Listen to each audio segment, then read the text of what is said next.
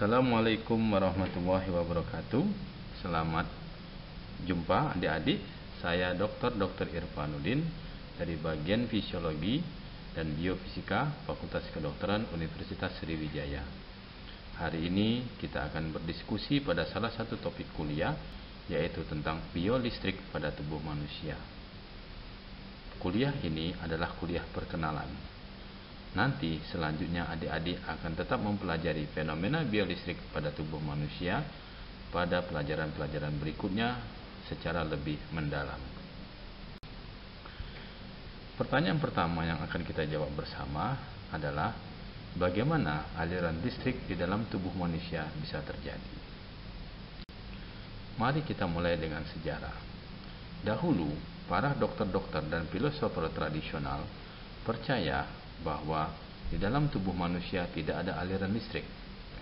Sistem saraf yang berperanan penting dalam mengatur sistem tubuh manusia dulu dipercaya hanya terdiri dari organik fluid atau cairan-cairan organik dan jaringan-jaringan biologis. Sampai Luigi Galvani dan Alessandro Volta berhasil menunjukkan bahwa pada suatu eksperimen mereka, ternyata sistem saraf pada manusia mampu memiliki aktivitas biolistrik. Kemudian Julius Bernstein mengemukakan suatu hipotesis bahwa sistem saraf dan otot atau jaringan-jaringan atau serat-serat saraf dan otot secara normal akan terpolarisasi. Artinya apa? Akan timbul muatan negatif. Kemudian ada ion-ion di dalam tubuh yang bermuatan positif, yang keluar dan masuk dari dalam sel tubuh yang akan menimbulkan dinamika dari polarisasi tersebut. Kemudian para ilmuwan di Inggris berhasil mengidentifikasi substansi kimia yang terlibat pada proses transfer di dalam sistem saraf dan otot tersebut. Adik-adik semua, dari penemuan para ahli-ahli terdahulu, maka berhasil diungkapkan bahwa adanya aktivitas biolistrik pada tubuh manusia, di mana di dalam sel tubuh manusia ada potensial listrik dan adanya arus listrik yang dapat terjadi yang timbul di dalam sel. Hal ini terjadi karena adanya perubahan atau konversi dari energi kimia menjadi energi listrik. Adik-adik harus bisa mempelajari dan memahami mulai saat ini bahwa sel kita diliputi oleh jutaan atau banyak sekali ion-ion di dalam tubuh kita. Ada ion-ion natrium atau disebut sodium, ada potasium atau kalium dan kalsium. Adik-adik, kalau kita lihat dari gambar ini, ion-ion natrium atau sodium itu lebih banyak di luar sel. Sementara ion-ion potasium atau kalium itu lebih banyak di dalam sel. Dan ion-ion kalsium sedikit lebih banyak di luar sel dibandingkan di dalam sel. Ion-ion ini bermuatan listrik positif. Dan 3 komponen ion inilah yang telah dikenali berperanan penting dalam menimbulkan aktivitas listrik di dalam sel tubuh kita. Adik-adik, berbeda dengan aliran listrik yang Anda temui dalam kehidupan sehari-hari. Adik-adik mungkin pernah merasakan atau punya pengalaman bahwa kalau kita tersengat aliran listrik pada kehidupan sehari-hari, maka akan menimbulkan kerusakan, bahkan bisa menimbulkan kematian. Kenapa? Karena tegangannya sangat tinggi, sampai 110 atau 220 voltase. Di dalam tubuh kita, aktivitas listrik tidak sebesar itu. Potensial listrik di dalam sel tubuh manusia hanya berkisar dari 1 sampai beberapa ratus milivolt. Jadi sangat kecil dan tidak menimbulkan kerusakan dari sistem organ tubuh kita. Perbedaan ini terjadi kenapa? Karena aliran listrik di dalam tubuh kita itu diproduksi oleh aktivitas ion yang keluar masuk dari dinding sel. Sementara pada aktivitas listrik dalam kehidupan sehari-hari yang adik temukan itu terjadi karena perpindahan muatan elektron dalam arus yang sangat kuat. Adik-adik, ternyata aktivitas biolistrik sangat penting bagi tubuh manusia. Ya, dengan adanya aktivitas biolistrik ini, sel kita dapat menjalankan fungsinya dalam metabolisme. Dan Anda semua harus tahu bahwa sel untuk bisa tetap hidup harus bermetabolisme. Aktivitas biolistrik juga menyebabkan kita mampu menjalankan berbagai fungsi organ tubuh. Sistem neuron kita mampu mengatur semua sistem organ melalui aktivitas biolistrik yang dikirimkan melalui impuls melalui serat-serat neuron. Selain itu juga, aktivitas biolistrik juga menyebabkan kita bisa melakukan aktivitas dalam kehidupan sehari-hari, yaitu dalam melakukan kontraksi otot. Nah, timbul pertanyaan berikutnya. Bagaimana potensial listrik itu dapat terjadi di dalam sel? Tadi ingat ya, bahwa di sekitar sel kita, di luar dan di dalam dinding sel, banyak sekali ion-ion, yaitu ion-ion natrium, kalium, dan kalsium. Adik-adik, dinding sel kita terdiri dari dinding yang bersifat semi-permeable. Apa artinya? Artinya dinding sel kita tidaklah rigid, tidak bisa ditembus, melainkan dinding sel kita bisa ditembus dengan berbagai konsentrasi zat ion. Nah, sodium atau natrium, potasium atau kalium, dan klorid adalah ion-ion yang mampu menembus membran atau dinding sel kita, termasuk juga ion kalsium. Nah, adik-adik semua, pada sel-sel yang peka listrik, terutama sel saraf dan sel otot, apakah dia otot polos, otot rangka, atau otot jantung, maka ada aktivitas keluar masuk ion-ion dari dalam dan luar sel melalui membran sel. Ini adalah membran sel. Nah, potensial listrik akan muncul kalau ada aktivitas influx atau masuknya natrium dari luar ke dalam sel, dan aktivitas exflux atau keluarnya ion kalium dari dalam dan keluar sel. Aktivitas juga dapat diperkaya dengan adanya proses influx dan exflux dari kalsium. Nah, adik-adik, bagaimana suatu potensial listrik bisa muncul?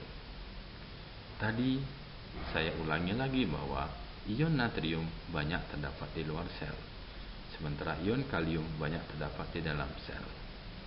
Bila ada stimulasi atau rangsangan terhadap sel yang peka pada listrik tersebut, yaitu pada neuron dan otot, maka dinding sel atau membran sel akan menjadi sangat permeable atau lebih mudah ditembus oleh ion-ion. Nah, peningkatan permeabilitas inilah atau lebih mudah ditembus inilah menyebabkan ion natrium masuk ke dalam sel. Ion natrium bermuatan listrik positif, ya, sehingga ion positif pun akan ikut masuk bersama-sama ion natrium.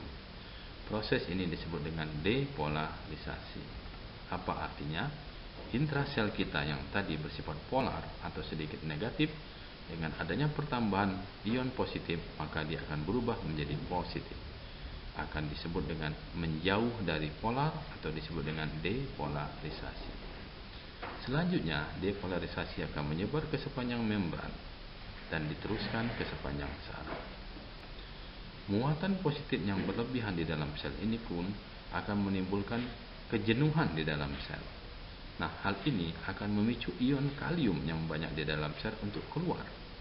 Nah, keluarnya ion kalium yang juga bermuatan positif itu akan membawa muatan positif keluar sel, menyebabkan intrasel kita atau di bagian dalam sel kita akan kembali ke negatif. Proses inilah yang disebut dengan repolarisasi atau kembali ke polar. Di antara proses depolarisasi dilanjutkan repolarisasi, ada suatu fase yang disebut dengan fase istirahat atau periode refraktori, di mana dinding sel kita akan kembali seperti semula dan ion natrium dan ion kalium akan masuk dan keluar kembali melalui mekanisme transport aktif. Nah, pada saat itu terjadi pertukaran ion natrium dan kalium dengan suatu muatan yang sama yang menyebabkan tidak ada potensial listrik karena seimbang. Nah, inilah ilustrasi yang saya ceritakan tadi, bahwa muatan listrik, potensial listrik akan diawali dengan masuknya natrium, menyebabkan intrasel yang tadinya sedikit negatif akan berubah menjadi positif. Ini yang disebut dengan depolarisasi. Nah, proses depolarisasi ini selanjutnya akan menjalar ke seluruh jaringan atau ke seluruh sel neuron kita, sehingga muatan positif ini akan berjalan terus dari daerah pangkal ke distal atau ujung. Nah, pada saat di sini begitu listrik sudah berjalan, sel yang tadi sudah muatan positifnya sudah jenuh, itu akan kembali ke netral atau polar, atau kembali sedikit negatif karena adanya pengeluaran ion kalium. Nah, proses inilah yang menimbulkan aliran listrik. Nah, proses aliran listrik ini akan menyebar ke sepanjang neuron, menimbulkan suatu fenomena yang tidak bisa dihentikan atau yang disebut dengan efek domino, di mana satu potensial yang positif akan diikuti dengan perubahan potensial positif terus-menerus melalui suatu gerakan yang tidak bisa dihentikan, seperti layaknya buah domino yang jatuh, ya, di mana dia akan terus berjatuhan sepanjang barisan domino itu. Adik-adik semua, untuk bisa lebih memahami potensial listrik, ya, karena waktunya yang sangat singkat, saya hanya menyampaikan pokok-pokok saja, maka sebaiknya adik-adik mempelajari tentang potensial listrik ini pada buku fisiologi. Bisa Anda baca buku fisiologi Silverton atau Guyton atau Gannon atau Billing. Silakan. Nah, inilah contoh dampak dari potensial listrik yang mengalir tadi. Ya, listrik akan mulai mengalir akibat ion natrium yang masuk. Ion natrium yang masuk tersebut akan dialirkan dari presinaptik, ini namanya presinaptik, ke ujung dari sinap ini. Ya, kita lihat dia berjalan. Prosesnya dari alergi tadi, stimulannya maka dokter akan memberikan obat yang akan memblok ini, memblok sinaptik ini, sehingga neurotransmitter yang seharusnya keluar dan dikirim ke postsinaptik tidak terjadi. Adik-adik harus ingat bahwa itulah mekanisme bagaimana obat-obatan akan bekerja pada hampir semua tubuh kita, terutama obat-obatan yang bersifat modifikasi neurotransmitter. Adik-adik, itu hanya dasar saja yang nanti Anda bisa pelajari pada lebih lanjut. Selanjutnya, saya akan menerangkan bagaimana peranan bioelectricity terhadap tubuh manusia. Ya. Dengan adanya aktivitas bioelectricity atau aktivitas listrik di dalam sel ini, maka otak kita mampu menjalankan fungsinya sebagai pusat dari tubuh kita, ya, di mana otak akan memberikan sinyal-sinyal, mengirimkan perintah-perintahnya ke seluruh tubuh melalui aktivitas biolistrik. Ya, contohnya otak akan mengirimkan sinyal melalui neuron, ya, ke otot supaya bekerja. Otak juga akan mengirimkan sinyal ke nervus autonom atau saraf otonom ke seluruh hampir bagian tubuh kita, misalnya bernapas, denyut jantung, pembuluh darah, pencernaan, ya, sistem reproduksi, sistem berkemih atau miksi, semuanya diatur oleh otak melalui mekanisme aliran nervus atau aliran saraf otonom ini. Kemudian bagian dari organ-organ kita juga bisa memberikan informasi ke otak, ya, dengan mengirimkan aktivitas listrik ke otak, misalnya penglihatan, pendengaran, atau ada hanya kerusakan jaringan yang akan dikirimkan dari organ yang rusak tersebut ke dalam otak, ke otak untuk menimbulkan sensasi rasa nyeri. Ya, adik-adik semua bisa bayangkan bahwa aktivitas kehidupan ini tidak akan terjadi kalau tanpa adanya aktivitas biolistrik ini. Ya. Nah, Apa saja penyakit-penyakit yang dapat terjadi akibat gangguan potensial listrik di dalam tubuh? Banyak sekali. Ya. Contohnya, banyak sekali penyakit-penyakit yang dapat terjadi bila aktivitas biolistrik tidak terjadi di dalam tubuh kita. Mulai dari otot yang mengecil atau hilang fungsinya, kemudian kelumpuhan, ya, akibat misalnya infeksi, poliomyelitis, orang yang lumpuh. Kemudian bisa juga menimbulkan sensasi kanker, ya, ada tumor, kemudian juga adanya trauma, ya, atau juga orang yang sering sakit kesemutan, ya, karena peradangan pada neuron. Pada kasus-kasus orang diabetes mellitus atau pembekuan darah, ya. Inilah penyakit-penyakit yang menyebabkan terjadinya gangguan biolistrik. Nah, ada juga infeksi yang menyebabkan kerusakan sistem neuron yang menyebabkan aktivitas biolistrik juga terganggu. Ya, misalnya difteri, orang yang menjadi tidak bisa bernafas, ya. Herpes menimbulkan rasa nyeri yang luar biasa, ya. HIV, kemudian leprosi, itu timbul tidak ada rasa nyeri pada orang-orang yang lepra, atau lumpuh pada sistem organ akibat infeksi Guillain-Barré syndrome. Ya, ini adalah penyakit-penyakit yang dapat menimbulkan kematian. Kemudian juga ada juga gangguan infeksi pada neuron, yaitu infeksi botulism atau keracunan makanan, menyebabkan orangnya kejang-kejang, ya, kemudian berhenti bernafas, atau seorang bayi yang baru dilahirkan tiba-tiba lemah karena adanya sindrom miastenik, ya. Kenapa ya ada sindrom ini? Karena aktivitas neuron dalam mengantarkan sarafnya terganggu, ya. Atau ada juga kerusakan listrik pada sistem endokrin yang menyebabkan gangguan endokrin, ya, pada Cushing syndrome atau hypothyroidism yang menyebabkan orangnya itu lemah, lesu, tidak semangat, bodoh, ya, dan sebagainya.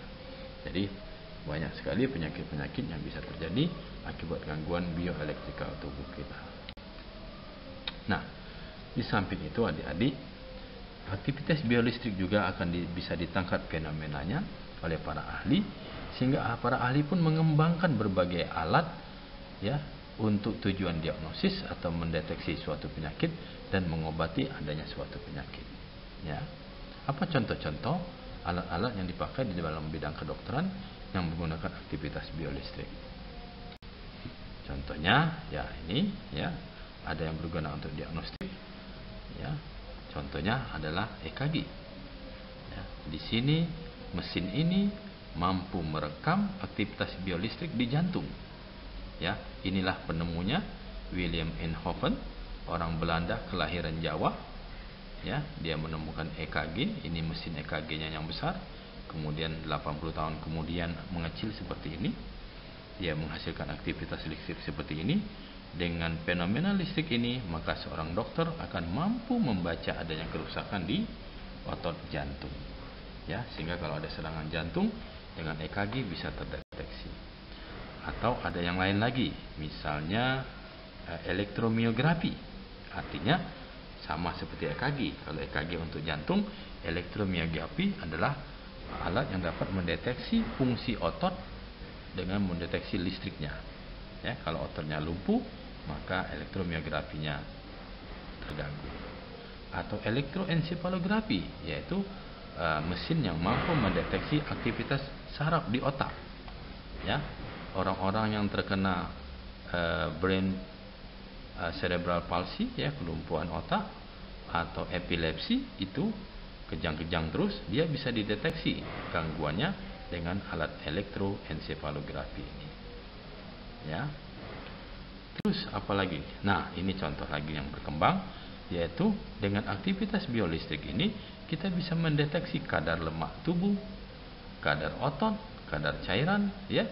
Biasanya dipakai untuk orang-orang yang ingin diet, ya, mengatur berat badannya. Ya, ini kita mendeteksi kadar lemak tubuh melalui aliran listrik pada arus yang lemah.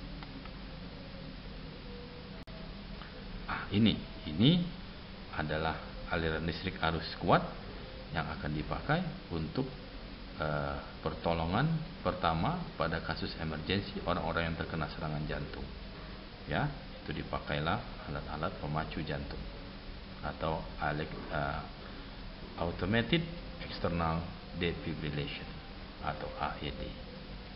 Dia menggunakan juga aktivitas listrik. Ini dulu, tapi sekarang tidak dipakai lagi, ya. Dulu orang-orang yang mengalami gangguan jiwa, ya, dianggap terjadi gangguan fenomena listrik yang kacau di otaknya, sehingga orang yang mengalami gangguan jiwa itu disetrum dengan elektrokonvulsif terapi. Jadi dia disuruh kejang dengan diberikan aliran listrik, ya, sehingga setelah itu aliran listriknya akan tenang di dalam otaknya dan orangnya akan tenang, ya.